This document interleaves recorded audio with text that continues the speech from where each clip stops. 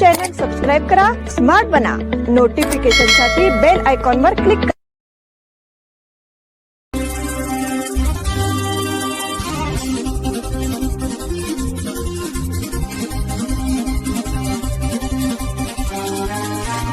नमस्कार, स्मार्ट न्यूजच्या आजच्या बुलेटिनमध्ये आपलं स्वागत.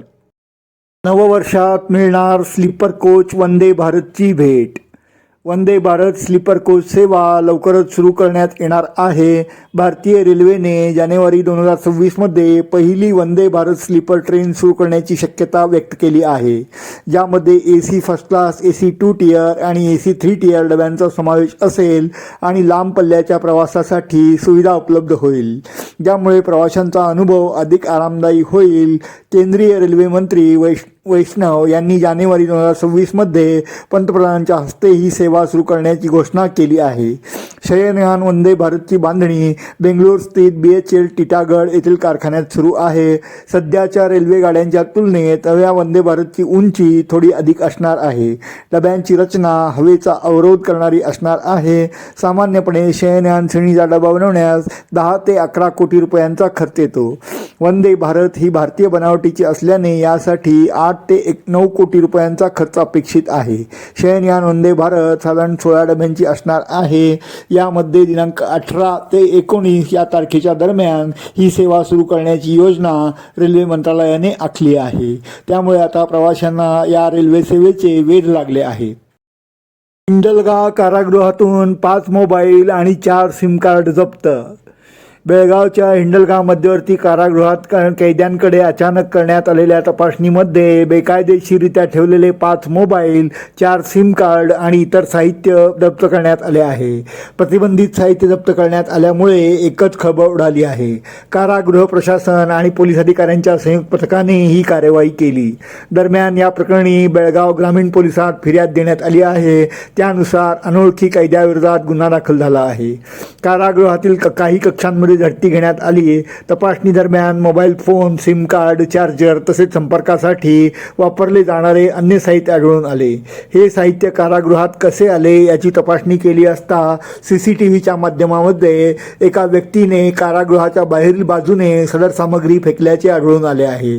त्यामुळे आता या प्रकरणी अधिक तपास सुरू असल्याची माहिती देण्यात आली आहे. कारागृहामधील सुरक्षा व्यवस्थेचा प्रश्न ऐरणीवर आल्याची चर्चा होत आहे. हिंडलगा कारागृहात गस्त वाढवणार. हिंडलगा कारागृहात घडलेल्या काही घटनांच्या पार्श्वभूमीवर आता या ठिकाणी परिसरात गस्त वाढवण्यात येणार आहे, अशी माहिती पोलीस आयुक्त भूषण बोरसे यांनी दिली आहे. हिंडलगा कारागृहात बाहेरील बाजूने मोबाईल तसेच अंमली पदार्थ फेकल्याच्या पार्श्वभूमीवर ही गस्त वाढवण्यात येणार असल्याचे त्यांनी सांगितले. हिंडलगा कारागृहाला भेट देऊन पाहणी केल्यानंतर त्यांनी याबाबतची माहिती माध्यम प्रतिनिधींना दिली. कारागृहात बाहेरील बाजूने अंमली पदार्थ तसेच मोबाईल फेकण्यात आल्याचा CCTV व्हिडिओ उपलब्ध झाला आहे. या संदर्भात बोलताना ते म्हणाले की संपूर्ण व्हिडिओ पाहिल्यानंतर आम्ही याची चौकशी करू, तसेच कोणता कॅमेरा, कोणती तारीख याबाबतची तपासणी करू. कारागृहात मोबाईल फोन आणि अंमली पदार्थ फेकल्याचे वृत्त माध्यमांमध्ये प्रसारित झाले आहे. याबद्दल चौकशी करण्यासाठी आपण आले असल्याचे त्यांनी सांगितले. त्याचप्रमाणे कारागृह कर्मचारी, ग्रामीण पोलीस स्थानकाचे कर्मचारी, त्याचप्रमाणे KSF कर्मचारी आता या ठिकाणी गस्त वाढवतील, या संदर्भात सूचना करण्यात आली आहे. यासाठी सुरक्षा व्यवस्था अधिक कडेकोट करण्याची तयारी प्रशासनाने केली असल्याचेही पोलीस आयुक्त भूषण बोरसे यांनी सांगितले. प्रभूनगर येथील अपघातात खानापूरचा युवक ठार. प्रभूनगर तालुका खानापूर येथील राष्ट्रीय महामार्गावरील पुलावर झालेल्या भीषण दुचाकी अपघातात खानापूर येथील युवकाचा दुर्दैवी मृत्यू झाला आहे. तसेच त्याच्याबरोबर असलेला त्याचा एक मित्र देखील गंभीर जखमी झाला आहे. 9 वर्षाच्या प्रारंभीच ही हृदयद्रावक घटना घडल्याने खानापूरसह आसपासच्या परिसरात हळहळ व्यक्त करण्यात येत आहे. याबाबतची माहिती अशी की खानापूर निंगापूर गल्ली येथील युवक सूरज संजय कुंडेकर वय 22 व दुर्गानगर येथील गणेश बुचडी वय 23 हे दोघे युवक 31 डिसेंबरच्या निमित्ताने येथील एका धाब्यावरून जेवण करून दुचाकीवरून खानापूरकडे परतत होते. दरम्यान प्रभूनगर येथील महामार्गावरील पुलावर दुचाकीवरील नियंत्रण सुटल्याने दुचाकी पुलाच्या बाजूच्या संरक्षक कठड्याला जोरदार धडकली. या अपघातात दुचाकीवरील दोघेही युवक उडून थेट पुलाखालील सर्व्हिस रस्त्यावर कोसळले. यामध्ये सूरज कुंडेकर याच्या डोक्याला गंभीर दुखापत होऊन मोठ्या प्रमाणात रक्तस्राव झाला. त्याला तातडीने बेळगाव येथील जिल्हा रुग्णालयात दाखल करण्यात आले, मात्र उपचारादरम्यान त्याचा मृत्यू झाला. दरम्यान या अपघाताची माहिती मिळताच भाजप युवा मोर्चाचे जिल्हा उपाध्यक्ष पंडित ओगले यांनी तातडीने बेळगावकडे धाव घेत जखमी युवकांच्या मदतीसाठी प्रयत्न केले, मात्र दुर्दैवाने सूरज कुंडेकर याचा जीव वाचू शकला नाही. या प्रकरणी पोलिसात तक्रार दाखल करण्यात आली आहे. बेळगावात नववर्ष स्वागताचा जल्लोषी सोहळा साजरा.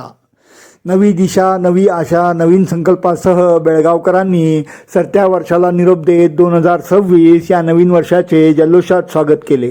शहरवासियांनी नवीन वर्षाच्या पूर्वसंध्येला सहकुटुंब 31 डिसेंबरचा आनंद लुटला. शहरात मध्यरात्री ओल्डमॅनचे दहन करून नववर्षाच्या शुभेच्छा देण्यात आल्या. नववर्षानिमित्त शहरातील मांसाहारी दुकानातही दिवसभर गर्दी पाहायला मिळाली. सरत्या वर्षाला निरोप देण्यासाठी आणि नववर्षाच्या स्वागतासाठी सगळीकडेच हॉटेल्स आणि रिसॉर्ट, ढाबा इतकेच नाही तर शेतामध्ये सुद्धा पार्ट्यांचे आयोजन करण्यात आले होते. या माध्यमातून जुन्या वर्षाला निरोप देण्यात आला. रात्री 12 वाजता जागोजागी रोषणाई, फटाके आणि हॅप्पी न्यू इयरचा जल्लोष करून शुभेच्छा देण्यात आल्या. 2025 मधील अखेरच्या दिवशी सूर्यास्ताच्या साक्षीने गेल्या वर्षभरातील आठवणी मागे सारत बेळगावकरांनी नवीन वर्षाचे संकल्प केले, तसेच नववर्षाचे स्वागतही केले. सकाळपासून शहरात सर्वत्र 31चा पिहर पाहायला मिळाला होता. मध्यरात्री 12च्या ठोक्याला झालेल्या आतषबाजीने नववर्षाचे जल्लोषी स्वागत केले. त्यानंतर दिवसभर एकमेकांना नूतन वर्षाच्या शुभेच्छा देण्यात आल्या. या शुभेच्छा सोहळ्याची तसेच 31 डिसेंबरच्या निमित्ताने झालेल्या जल्लोषी सोहळ्याची झलक आम्ही स्मार्ट न्यूजच्या खास प्रेक्षकांसाठी सादर करीत आहोत.